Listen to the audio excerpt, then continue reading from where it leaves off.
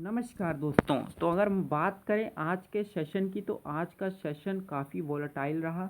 Initial session में IT sector की वजह से और आईटीसी कुछ एक स्टॉक्स की वजह से निफ्टी ओपन में हाई खुलता है, इसके बाद कंटिन्यूसली लोअर लोस बनाता चला जाता है। तो इसके पीछे दो चार रीज़न हो सकते हैं मेनली।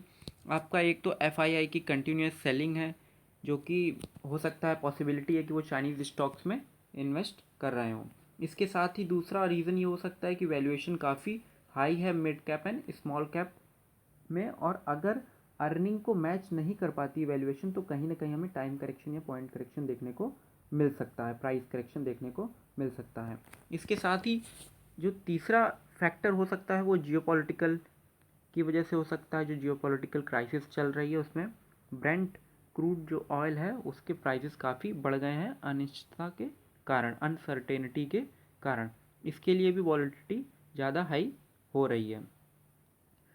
चौथा रीज़न ये हो सकता है कि जो अभी इलेक्शन हो रहे हैं हमारे इंडिया में कुछ एक स्टेट्स में, तो वहाँ पे जो हमारी इस समय मेजॉरिटी गवर्नमेंट है जो अभी इंडिया में, वहाँ पे कहीं ना कहीं एग्जिट जो पोल के जो रिज़ल्ट शो कर रहे हैं उसमें कहीं ना कहीं थोड़ी बहुत निगेटिविटी देखने को मिल रही है।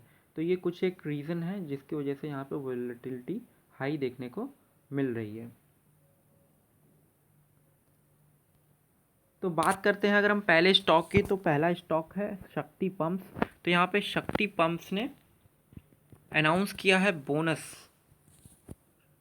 तो यहाँ पे 5:1 के रेशियो में बोनस अनाउंस किया गया है, यानी कि अगर आपके पास इस कंपनी का 1 शेयर है तो आपको बोनस के 5 शेयर्स मिलेंगे, और आफ्टर बोनस इशू शेयर मिलने के बाद आपके पास टोटल 6 शेयर्स हो जाएंगे। तो ये कंपनी मेनली पंप्स और जो जितने भी solar pumps and water pumps होते हैं उसमें है, और ये काफ़ी अच्छा सेक्टर है। इस समय गवर्नमेंट ने भी अभी कुछ दिन पहले ही एक कैपेक्स अनाउंस किया है वाटर और सोलर से रिलेटेड, तो ये एक सनराइजिंग सेक्टर में देखा जा सकता है।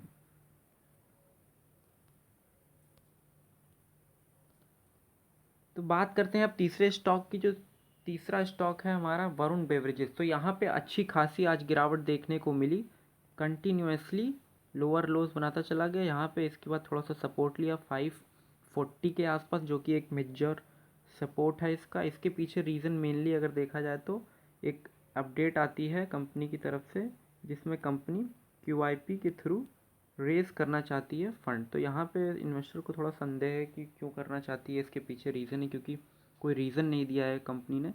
तो यहाँ पे देखिए, raising of funds bye issue of equity shares through qualified institutional placement. तो क्यूआईपी के थ्रू कंपनी रेज़ करना चाहती है। कितना अमाउंट रेज़ करेगी, उसका क्या पर्पज़ होगा, क्या वो कैपेक्स को फंड करेगी, या उसके पीछे जो कंपनी ने एक पहले एक्विजिशन किया था क्या उसको फंड करेगी, तो ये देखने वाली बात होगी। और किस प्राइस पे करती है, तो इसकी वजह से थोड़ी बहुत निगेटिविटी देखने को मिली है। लेकिन अगर हम बात करें इस स्टॉक की, तो देखिए फंडामेंटली कंपनी स्ट्रांग है और अच्छी खासी ग्रोथ भी देखने को मिल रही है। यहाँ पे प्रॉफिट भी अप्रॉक्सीमेटली 30%, 25 to 30% के अप्रॉक्स यहाँ पे ईयर ऑन ईयर राइज देखने को मिल रही है। तो मेजर सपोर्ट की बात करें तो मेजर सपोर्ट इस समय 540 के ही आसपास है। इसके बाद जो दूसरा सपोर्ट वो है 500 के अप्रॉक्सीमेटली है। तो यहाँ पे जिनका नज़रिया अगर मैं बात करूँ 2 से 3 साल का है, वो इस स्टॉक को देख के अपनी वॉच लिस्ट में रख सकते हैं, और इसको जब भी उन्हें लगे कि मुझे इन्वेस्ट करना चाहिए तो वो इन्वेस्ट कर सकते हैं, क्योंकि फंडामेंटली कंपनी में कोई भी प्रॉब्लम नहीं है। ये एक निगेटिव सिचुएशन होने के कारण या निगेटिविटी के कारण, थोड़ी अनसर्टेनिटी होने के कारण ऐसा करेक्शन इसमें देखने को मिल रहा है।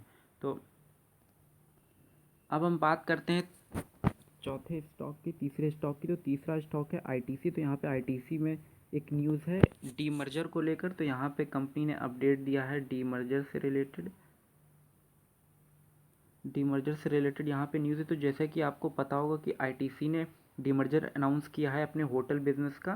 तो यहाँ पे अगर आपके पास 1 शेयर है, 10 शेयर्स हैं अगर आपके पास आईटीसी के, तो आपको 1 शेयर आईटीसी होटल का यहाँ पे मिलेगा। ये एक रेशियो कंपनी ने अनाउंस किया था। तो यहाँ पे देखिए एनसीएलटी की तरफ से यहाँ पे कंपनी को 4 अक्टूबर को ऑर्डर मिल गया है, मतलब कि एनसीएलटी ने ये पास कर दिया है डीमर्जर स्कीम ऑफ अरेंजमेंट जो है।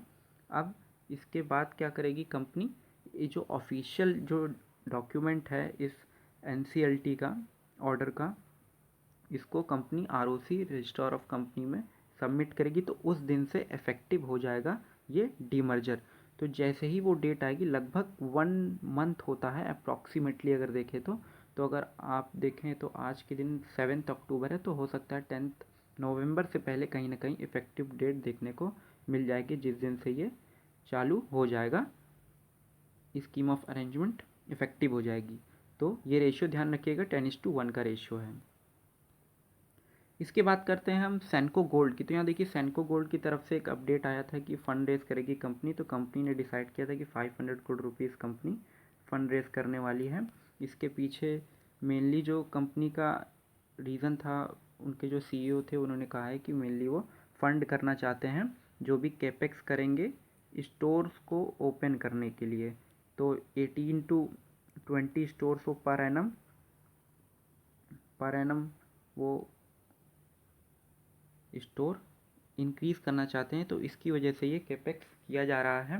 मेनली जो उनका लाइफस्टाइल बिजनेस है जो अभी एंटर हुए हैं, उसकी वजह से उसमें ये करना चाहते हैं, उसमें भी ये कैपेक्स का अमाउंट यूज़ होगा। और अभी ये फ़िलहाल प्लान कर रहे हैं कि वो ईस्ट इंडिया में, मतलब कि टेरिटरी में इन्वेस्ट करेंगे। इसके साथ ही देखिए, अगर हम बात करें सेनको गोल्ड की, अगर वैल्यूएशन की बात करें तो सेनको गोल्ड जो है, आप कल्याण ज्वेलर्स ले लीजिए, सेनको कल्याण ज्वेलर्स ले लीजिए या टाइटन ले लीजिए, तो इस समय अगर आप देखें तो सेनको गोल्ड की जो वैल्यूएशन है वो कम है as comparison to Kalyan and Titan. तो यहाँ पे थोड़ा सा स्पेस है कि ये इसको री रेटिंग इसकी हो सकती है। इसकी जो ग्रोथ है अभी इतनी तेज़ नहीं है as comparison to Kalyan and Titan, because ये पैन इंडिया अभी इतना नहीं हुआ है, अभी मेनली ईस्टर्न इंडिया में ही इसके ज़्यादातर स्टोर्स हैं। तो इसको देखते हुए यहाँ पे अच्छी खासी एक स्पेस बनता है, तो इस स्टॉक को भी अपनी वॉच लिस्ट में रख सकते हैं। और आने वाले समय में वैसे भी वेडिंग सीज़न आ रहा है, तो इसमें देख सकते हैं आप। अब हम पांचवें स्टॉक की बात करें तो पांचवा स्टॉक है वेदांता लिमिटेड। तो वेदांता लिमिटेड जो है मेटल स्पेस में काफ़ी अच्छा कर रहा है। कंपनी के फंडामेंटल्स तो अभी भी डेट ऑब्लिगेशन यहाँ पे बनी हुई है, लेकिन यहाँ पे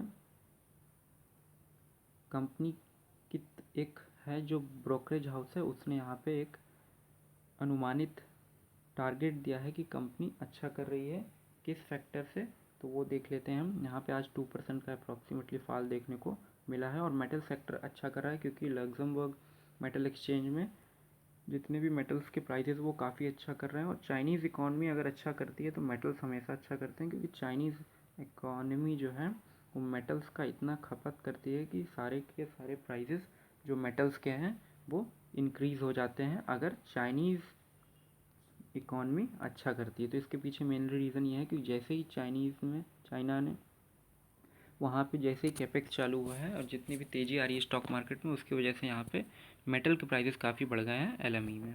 तो देखिए, तो यहाँ पे वेदांता की तरफ ICICI सिक्योरिटीज़ ने दिया है कि Vedanta shares have the potential to test 600 says ICICI securities on volume aspiration. तो यहाँ पे जितना भी वॉल्यूम है, मतलब कि वॉल्यूम बेस्ड जितने भी मेटल्स के वॉल्यूम हैं, तो उस बेसिस पे यहाँ पे कंपनी ICICI सिक्योरिटीज़ बोल रही है कि यहाँ पे एक पोटेंशियल है 600 का। इसके पीछे कंपनी ने 2 रीजंस दिए हैं, 2V and 1C, मतलब कि volume, value and cost reduction across segments specially in its aluminium and zinc India divisions. तो बोला जा रहा है कि यहाँ पे वॉल्यूम है, कंपनी अच्छे वॉल्यूम क्रिएट कर रही है, ग्रो कर रही है, वैल्यू, उससे वैल्यू क्रिएट होगी, और उसके साथ ही कंपनी कॉस्ट रिडक्शन पे भी ध्यान कर रही है, जो इसके इबिटा पे थोड़ा सा इफेक्ट डालेगा और इसको ग्रो करने में मदद करेगा। तो यहाँ पे मेनली इन्होंने दिया है कि इनका जो एबिटा है, वो जो वॉल्यूम है वो एल्युमिनियम एंड जिंक में मेनली बढ़ेगा। और ये बता रहे हैं कि अप्रॉक्सीमेटली 85% यहाँ पे इंक्रीमेंट देखने को मिल सकता है एज़ कंपैरिजन टू FY24। अगर देखें एस्टिमेटेड FY26 है, तो अगर हम बात करें FY24 से 25-26 में, तो यहाँ पे अप्रॉक्सीमेटली एबिटा में इंक्रीमेंटल 85% का देखने को मिल सकता है। तो यहाँ पे देखिए, ब्रोकरेज तो अपना टारगेट दे देते हैं, उसके साथ ही उस पर इतना ध्यान मत दीजिए। कंपनी के फंडामेंटल्स तो अभी भी इतने इम्प्रूवमेंट नहीं देखने को मिला है, लेकिन हाँ ये है कि कंटिन्यूसली कंपनी इम्प्रूव करने के लिए प्लान कर रही है और काफ़ी हद तक काफ़ी अच्छा कर रही है। और कंटिन्यूसली कंपनी डिविडेंड भी पे आउट कर रही है, क्योंकि उसकी जो पेरेंट कंपनी है वेदांता रिसोर्सेज लिमिटेड, उसको भी डेट कम करना है, इस वजह से कंपनी कंटिन्यूसली डेट भी दे रही। तो यहाँ पे देखिए, the brokerage projects aluminium EBITDA to double year on year to 22,100 crore rupees in FY25 estimated. Higher volume की वजह से, लोअर कॉस्ट और इंक्रीज LME एल्युमिनियम प्राइजेस की वजह से ये देखने को मिल रहा है कि जो एक्सचेंज पे मेटल के प्राइसेस बढ़ गए हैं, तो इससे वॉल्यूम ज़्यादा है और कॉस्ट जो होगी लोअर होगी, क्योंकि कॉस्ट कटिंग पे कंपनी ध्यान दे रही है, इस वजह से ये अच्छा कर सकती है। तो फ्रेंड्स, आज की इस वीडियो में इतना ही। अगर ये वीडियो आपको इन्फॉर्मेटिव लगी हो, जानकारीपूर्ण लगी हो, तो आप इसे लाइक कीजिएगा, शेयर कीजिएगा अपने मित्रों के साथ में चैनल को भी सब्सक्राइब कीजिएगा। मेंबरशिप का लिंक जो है वो मैंने पिन कर दिया है कमेंट सेक्शन में, तो आप वहाँ से अगर ज्वाइन